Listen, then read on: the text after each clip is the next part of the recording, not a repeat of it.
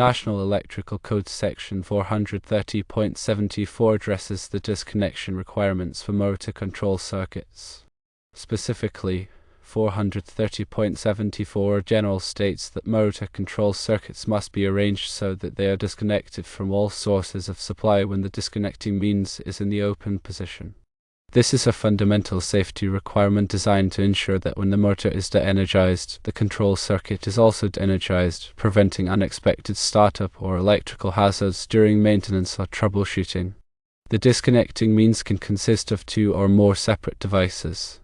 The first device disconnects the motor and the controller from the source or sources of power supply for the motor. The second device or devices disconnect the motor control circuit or circuits from its power supply. This allows for isolating both the motor power and the control circuit power independently. When separate devices are used, they must be located immediately adjacent to each other. This proximity requirement ensures that anyone working on the motor or control circuit can easily identify and operate all disconnecting means simultaneously, enhancing safety and preventing confusion. In simpler terms, the rule states that when you turn off the power to a motor using a disconnect switch or other means, you also need to disconnect the power to the motor's control circuit at the same time. This ensures that the entire system is de-energized for safety during maintenance or repairs. It is permitted to use two or more separate devices to achieve this disconnection. One device can disconnect the motor itself along with its controller from the main power supply. Another device, or perhaps multiple devices, can disconnect the motor control circuit from its own power supply. The key requirement is that these separate devices must be located right next to each other. This arrangement makes it easy for anyone working on the equipment to quickly and reliably disconnect all power sources to both the motor and its control circuit. This is important because control circuits often operate at lower voltages than the main motor power, but they can still pose a shock hazard if not properly disconnected. The reason for this requirement is safety. By ensuring that both the motor and its control circuit are de-energized when the disconnecting means is open, the risk of accidental start-up or electrical shock is greatly reduced. This is especially important during maintenance or repair work where personnel may be in direct contact with the motor or its components. The requirement that the disconnecting means consist of two or more separate devices acknowledges that motor control circuits may be powered from different sources than the motor itself.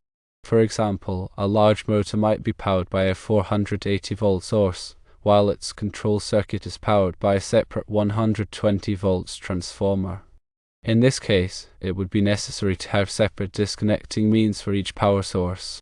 The requirement that these separate devices be located immediately adjacent to each other is crucial for ensuring that all power sources can be quickly and easily disconnected in a single operation.